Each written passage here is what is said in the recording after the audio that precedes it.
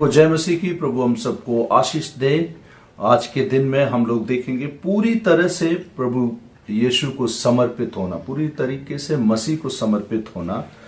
इस विषय पर मरकुस रचित सुसमाचार 8 अध्याय उसका 34 वचन से लेकर 38 वचनों के बीच में यहाँ ऐसा लिखा है। थोड़ा सा सुनेंगे। परमेश्वर का वचन ऐसा कहता है, उसने भीड़ को अपने चेलों समेत पास बुलाकर उनसे कहा, जो कोई मेरे पीछे आना चाहे वह अपने आप से इनकार करे और अपना क्रूस उठाकर मेरे पीछे हो ले। क्योंकि जो कोई अपना प्राण बचाना चाहे वह उसे खोएगा, पर जो कोई सुसमाचार के लिए अपना प्राण खोएगा वह उसे पाएगा। यदि मनुष्य सारे जगत को प्राप्त करे और अपने प्राण की हानि उठाए तो उसे क्या लाभ होगा? मनुष्य अपने प्राण के बदले क्या देगा? जो कोई इस व्यभिचारी पापी जाति के बीच मुझसे और मेरी बातों से लजाएगा, मनुष्य का पुत्र भी जब वह पवित्र दूतों के साथ अपने पिता की महिमा सहित आएगा तब उससे भी लजाएगा।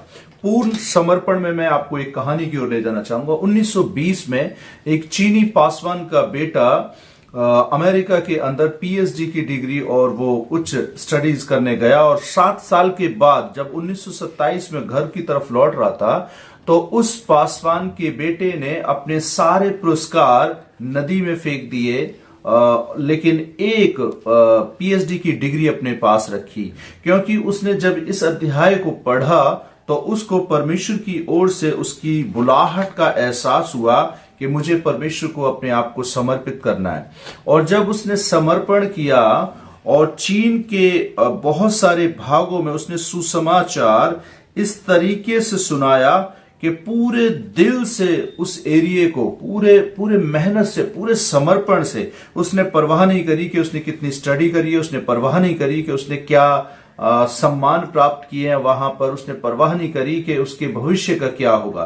पूर्ण समर्पण का अर्थ था कि परमेश्वर जो उससे चाहता है उसे पूरा करना है। यद्यपि उसके पास बहुत सारी कंपनियां चीन के अंदर इन विकल्पों को लिए खड़ी हुई थी कि आइए और हम आपको आपकी मुंह मांगी कीमत देंगे, आप जितना चाहेंगे हम उतना देंगे।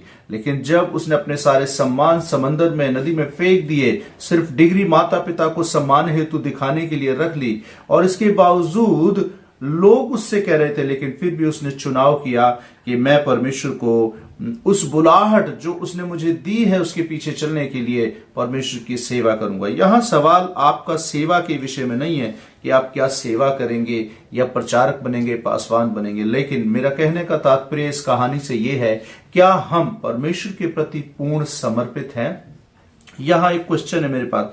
वास्तव में यीशु का अनुसरण करने के लिए आपको क्या समर्पण करने की अपेक्षाएं है और क्या आवश्यकता है, और आपकी कुछ व्यक्तिगत महत्वाकांक्षाएं क्या हैं जिनको परमेश्वर के आगे समर्पित करने की आवश्यकता है? आप एक विश्वासी होने के नाते आज मैं आपको उत्साहित करना चाहूंगा और मरकुस की 8 अध्याय उसके 34 से लेकर 38 तक पढ़ने को भी उत्साहित करना चाहूंगा। प्रतिदिन वचन पढ़ें और चुनौती लें और इस बात को सीखें कि आज मुझको परमेश्वर को क्या चीज है जिसको देने की, उसके आगे समर्पित करने की जरूरत है। वो एक आदत हो सकती है, वो एक जीवन का हिस्सा हो सकता है, वो कोई बात हो सकती है जिसको हम प्रभु के प्रेम को बांटने हेतु इस्तेमाल कर सकते हैं। सो मेरा आज आपको प्रभु के पीछे चलने के अर्थ की सीरीज में ये बात कहना चाह रहा हूं मैं कि वो कौन सी चीजें हैं जो आपके लिए रुकावट है पूर्ण समर्पण में। यदि ऐसा है तो मेरी प्रार्थनाएं हैं कि वो सब चीजें जो समर्पण में रुकावट हैं